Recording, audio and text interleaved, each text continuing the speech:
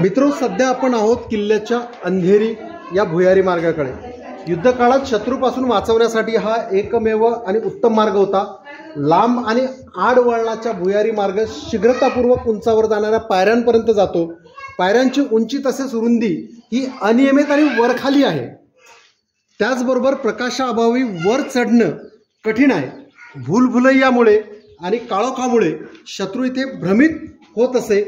त्याचबरोबर भरीव घडवलेल्या दगडांमध्ये भुयारात निर्मित केलेल्या खोल्या ह्या सैनिकांसाठी असत, तसेच अस्त्रशस्त्रांचे त्यांचे भंडारा देखील असत।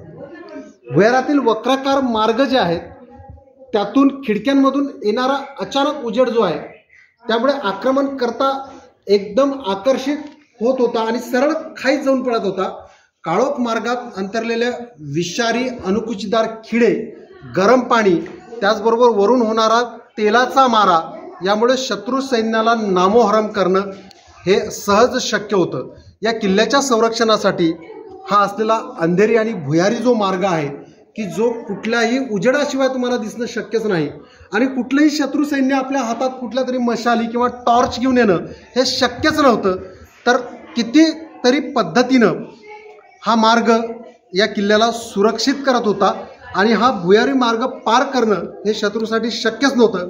1952 मध्ये भारतीय पुरातत्व विभागाने इथे नवीन पायऱ्या बसवल्या आहेत, ज्यामुळे आज हा मार्ग आपल्याला सहज चढून जाता येतो किंवा तो चढताना आपली दमछाक होते।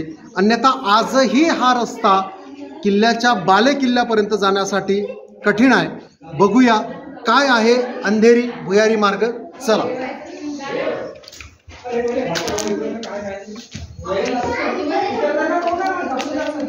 आतमध्ये आल्यानंतर केवळ आणि केवळ अंधाराचं साम्राज्य आणि शत्रू सैन्याला कन्फ्यूज करणाऱ्या अनेक गोष्टी आपण पुढील व्हिडिओत जाणून घेऊया।